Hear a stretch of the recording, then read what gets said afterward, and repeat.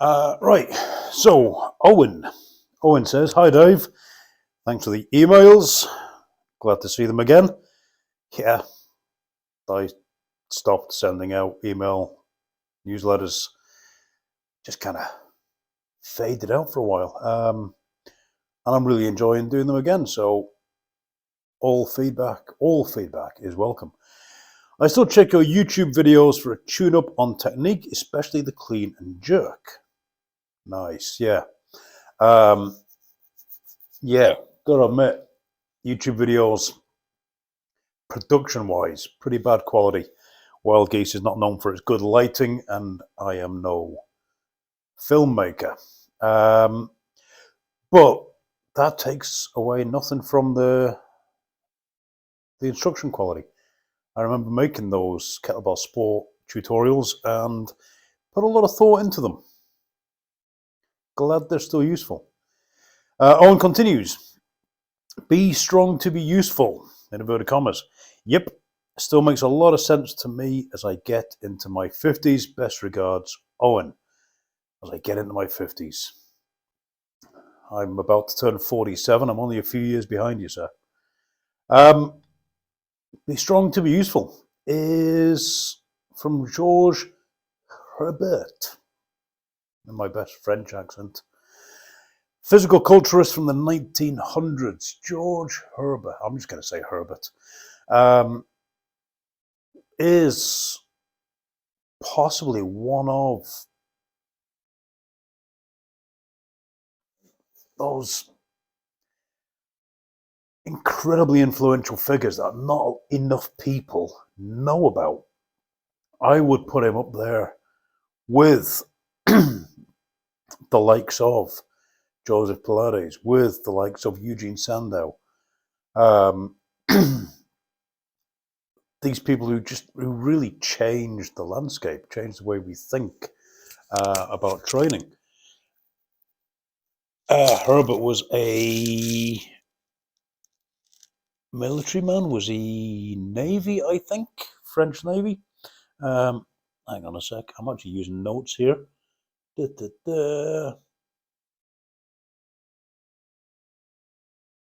Nope. Didn't write it down. Pretty sure he was. So you can accredit things like the assault course directly to Herbert's work. Parkour and freerunning came out of Herbert's work. So many elements and things that we're currently doing, if they didn't come from his work, are influenced by, and there's a nod to his work. He was the 1900s. We're in the 2000s now. This is 100 odd years ago.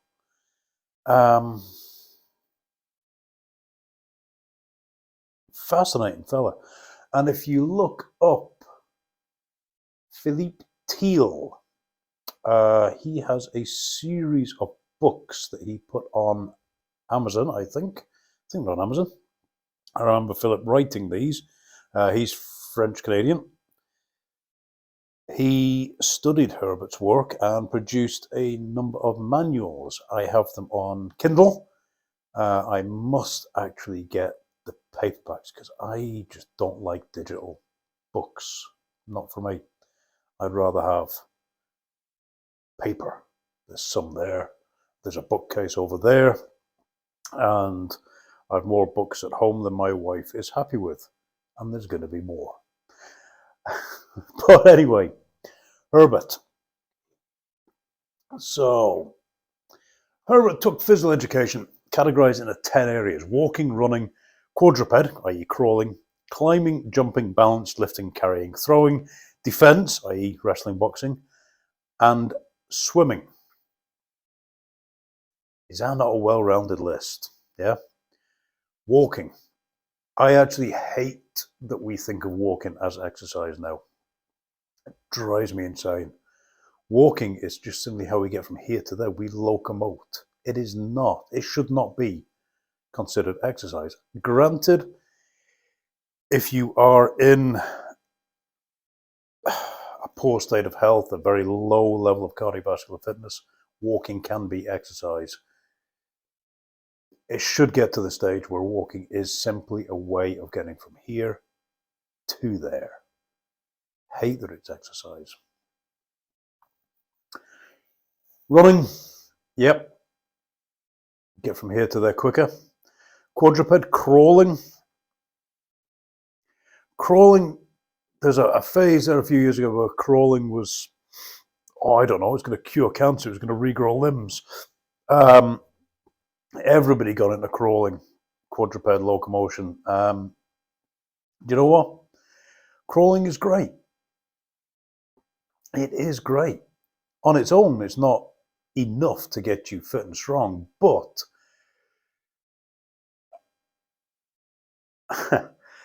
years ago, I had a client and he had all sorts of bits and pieces wrong, and we sent him out to a physio that we used, and he got sent back and he said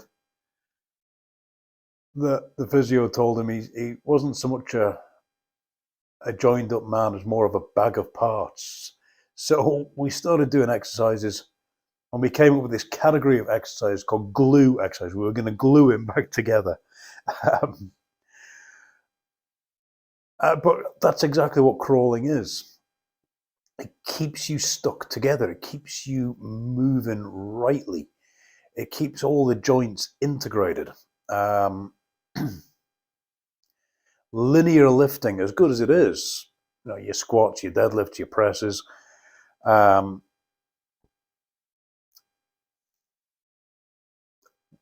big compound movements, they still have their shortcomings and their problems. It's linear. We are not linear beings. We move in 3 dimensions, and we think of the 3 dimensions of movement, 3 planes of movement: front to back, sagittal, yeah, side to side, frontal, and rotation, the so-called coronal or transverse plane. Easy way of remembering that for you guys: sagittal, S. You view sagittal movement from the side. Frontal movement, F. You view frontal movement from in front, possibly behind. Yeah. So this is frontal movement, best viewed from front to back. Yeah. This is sagittal movement. Not quite so clear, but if you were stood on the side of me, it'd be very, very clear. Transverse movement, rotation, best viewed from above and below. Not quite so easy. But we very rarely in the real world do we move in one plane. Movements tend to be multi-planar. So if I'm sat here, simply throwing a punch, okay? Now, that is sagittal, yeah? That is frontal, and that is transverse. Not only that, just in my shoulder, there's transverse going, yeah? There is a change in the frontal. There is a lot of sagittal. Everything we do has all 3 planes of motion in it. Muscles operate best when they're loaded through more than one plane. And standard gym training does not always offer that. It is why I lean very much towards things like kettlebells, Bulgarian bags, gymnastic rings. There's Indian clubs there behind me. Yeah, there's a barbell, and yeah, I do use the barbell because there's no better way of creating overload than a barbell. There just simply is not. But the other stuff where we don't need big load, where we should be getting multi-planar and integrated movement, putting movement through the spine. Yeah, you don't want to be doing this while under a bar squatting and deadlifting. But we need it if you want to be, take that example of a punch again. How can I create this rotation? Boom. Yeah, there's lateral flexion in order to get a cracking punch coming through. The spine has to articulate. And crawling is one of those things that really helps lights up the midsection, gets the spine to move, lets the shoulders move under a little bit of load. Lovely for the hips. Nice bit of extension work because you want to be looking forward most of the time while you're crawling. It's a great thing to do in your warm-ups, your cool-downs, even throw it into circuits. I do think crawling should be done slowly to get the most out of it. Quite often what we used to do when we did a crawling segment in Wild Geese, I'd stand at the back of the room and have people crawl away from me, and I would clap. On the clap, everybody freezes. At what point in the movement they are, they freeze. And they might have a hand off the floor. They might have a leg off the floor. They might have a hand and a leg off the floor. They might be just about to touch the floor, and you see people shaking and wobbling, and the body has to figure all this out, and then we clap again, and off they go. Fun game. But yeah, warm up, cool down, even put it in your circuits. Crawling's something that should be done. Climbing, crawling on a vertical surface. Jumping. When was the last time you jumped? Everybody should be jumping. Jump, bounce, skip, hop. Jump up and down. Jump forward and backwards. Jump side to side. Jump on one leg, jump on two legs. Jump on or off elevations, boxes. They don't have to be stupid high. Watch children and you'll learn everything you need to know about jumping. Just watching kids, and they jump and hop and skip and bounce and spin, and get back to doing that. Again, warming up early in your workout, fantastic. Carrying, throwing, defense, and swimming. You also have 3 areas of focus now. This I like. Physical training. Yeah, that's your heart, your lungs, your muscles. Also skills, attributes such as speed, dexterity, endurance, resistance, balance, basically athleticism. You had a mental training section. Energy, willpower, courage, coolness, firmness. Come back to some of that. And ethical behavior, friendship, collective work, and altruism. Now, I love that. I actually only came across that part of it rereading stuff. I might have read that before, I don't remember, but I was rereading stuff before writing the newsletter that we're working off for this video. And that really is those 3 elements, they match my own viewpoint. Like I said, I've been influenced by Herbert for a long time, so maybe he's partly responsible for this. Where I look at mind, body, spirit, which is very much my martial arts background. The body, obviously, is the physical athleticism. The mind, I think of, well, is mental training. Energy, willpower, courage, coolness, firmness. Willpower. Thinking, planning. Logical. Also determined. Spirit is ethical behavior, friendship, collective work, altruism. I would also put courage and coolness that he's listed into spirit. And that spirit is kind of the driving force. If your mind and body are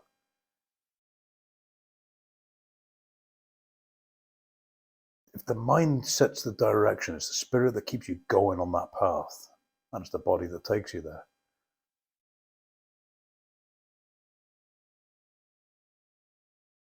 Mind, body, spirit, physical, mental, ethical. But what you've got between the 10 categories, walking, running, quadruped, blah, blah, blah, blah, blah, and you've got the 3 areas of focus. That is pretty much what all these various functional fitness and all these various life coaches and all this different elements of human development, we'll say. This is what we're all trying to achieve, and Herbert was way ahead of that.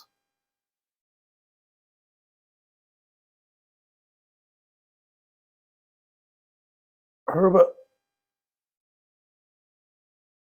took that holistic viewpoint, and again, the word holistic is something that's been sort of hijacked.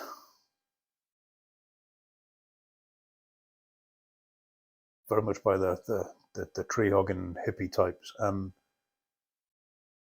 Holistic, it means whole, taking in the whole, dealing with the whole. If you're and I don't mean to denigrate anybody here, if you're a power lifter, that's great, but you're looking at anaerobic strength. Where's the aerobic? Where's the agility, the mobility, the endurance, the mind, the spirit? Yeah. Now, okay, mind and spirit in powerlifting, yeah, gotta be strong. You're not getting under a seriously heavy bar with a weak spirit. You're just not. Same can be said for a great many sports. Powerlifting just came to the top of my head there. Mind, body, spirit. Of all the lifting that I have done, the kettlebell sport lifts are the ones that, to me, bring all three elements together. Mind, body, spirit.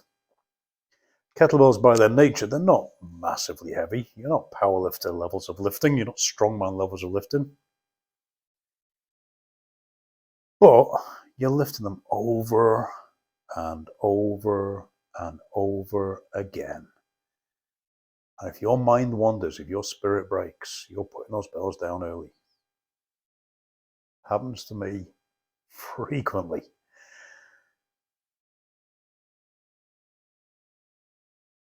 Basically, if the mind isn't strong enough, what actually happens with me is, more often than not, my spirit is stronger than the mind. So I pick the bells up and just go for it. Whereas the mind should be there going, putting the brakes on, going, wait, hold on, slow down, count your breaths, take it steady. Whereas the spirit is just grip and rip, baby, let's go. And we just keep pumping. Need to unlearn that a little bit. So this idea of always ready, this strong to be useful, always ready, it means being well-rounded in terms of fitness. It means being strong, it means mobile, it means being enduring. It means having strength, mobility, and endurance across mind, body, and spirit. Strong of mind.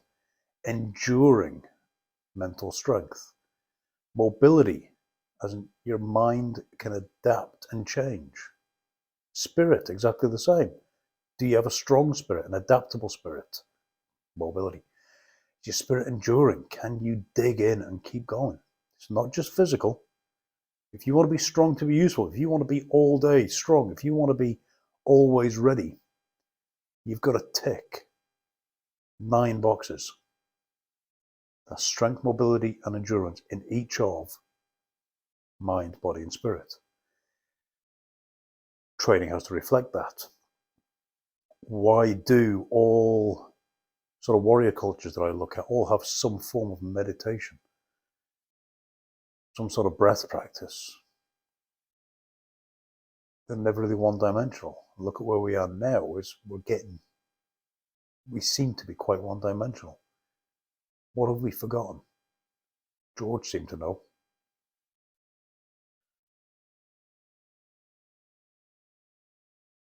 But anyway, so let's get back to Owen and his questions. Kettlebell tutorials. In terms of minimalist type training, kettlebell long cycle, clean and jerk, is as close to a complete lift as you're going to get. It is not complete, but it's as close as you're going to get, I think. In that, it has the clean, contains the hip hinge, has all the pull, has grip, has upper back, The jerk has a knee dip, so you're driving off the quads, off the legs. Again, comes up through the back into the upper body lockout. Clean and jerk.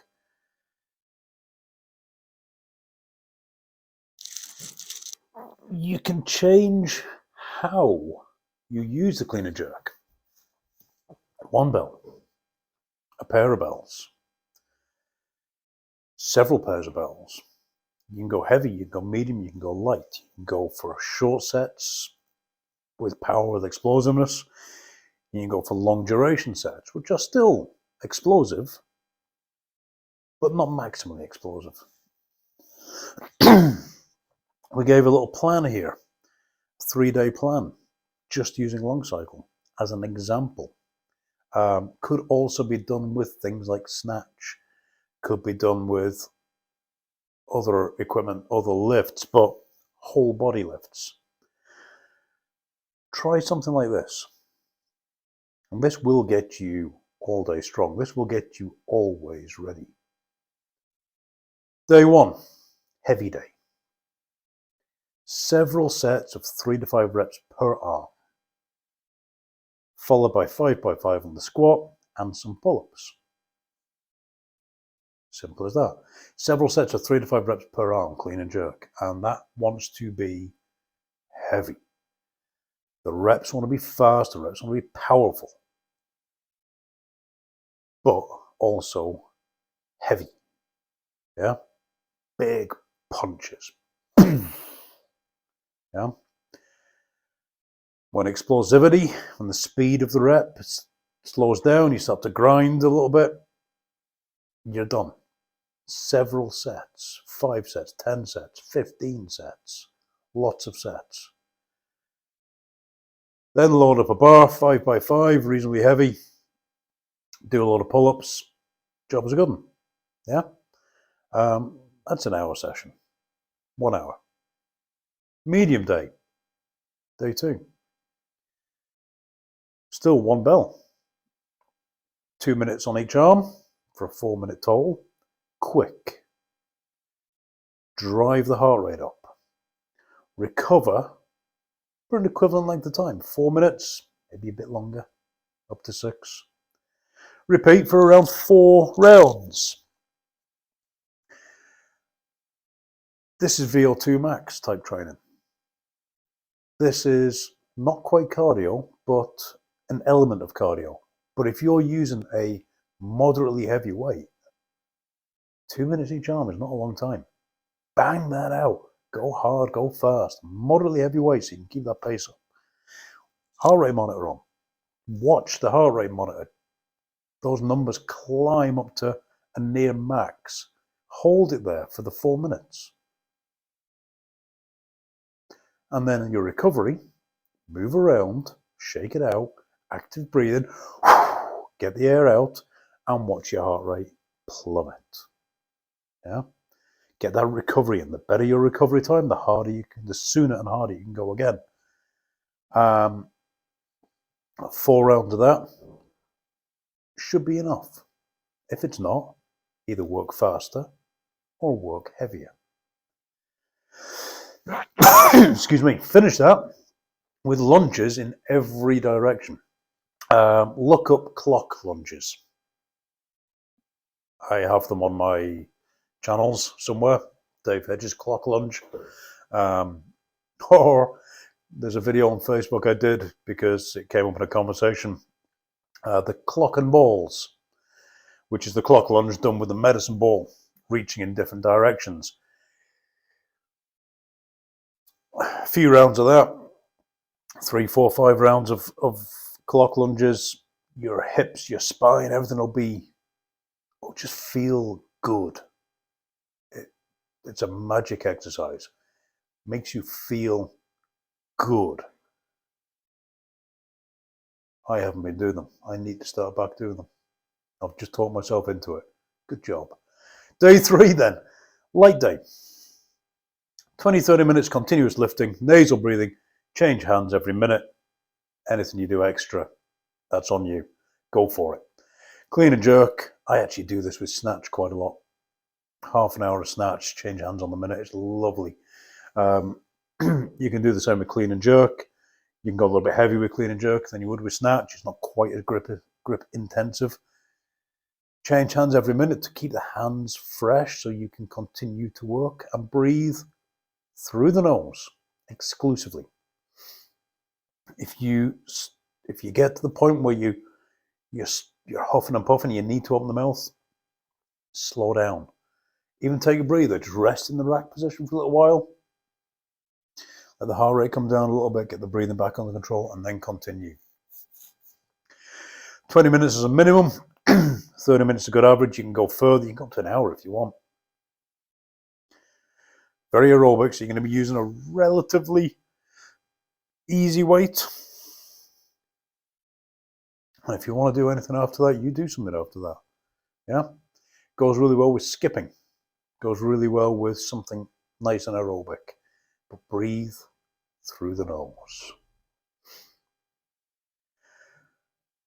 And if you do that, it's a 3-day week there. Pretty much using one, well, you want 3 different weights kind of, but it's one lift, clean and jerk. That will cover a lot of bases. It really will. It'll cover a lot of bases. You still want to do your mobility stuff, so this is your warm-up now. Mobilize yourself. Crawl a little bit. Do the basic joint mobility. Swing Indian clubs. Be playful.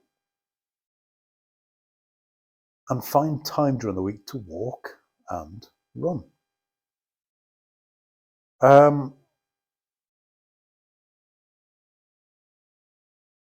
It can be that easy. Fitness does not have to be complicated. No, yeah, okay, if you're looking for a particular physique, if you're looking for a specific outcome for a specific sport, yeah, be a bit more detailed than that. But just for general fitness, for always ready fitness, all-round general strength, to be the guy they call when it's time to move house. Do you know what I mean? That'll do you. Strong to useful is not complicated. It really isn't. The kettlebell sport lifts, yeah, they're complex, but they can be learnt. I have the videos on YouTube, on this YouTube channel. Look up the playlist. I'll have to figure out the way how you do it's queued up here and have them appear on the screen. I'll figure that out.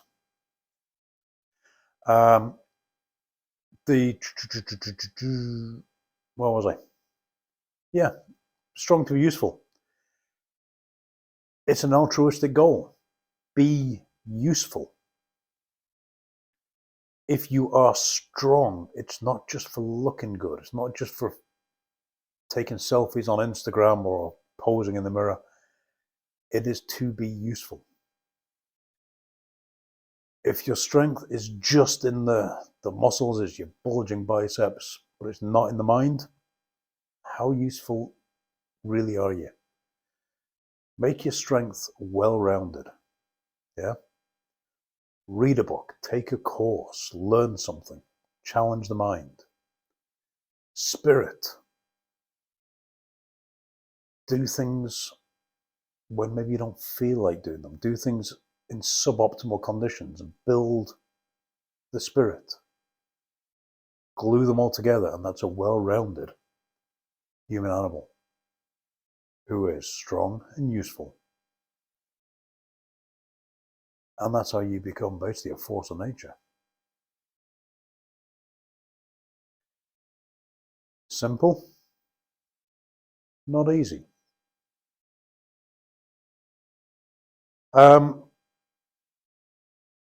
Yeah, Owen, really appreciate that question. And look, turning 50.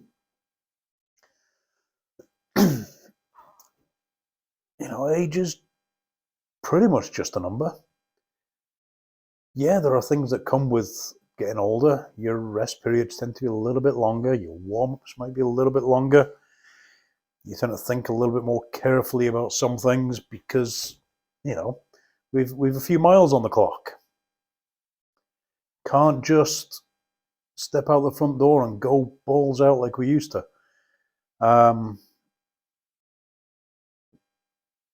But that's fine. Still keep doing it. Still keep doing it. Swing your Indian clubs. Do joint mobility.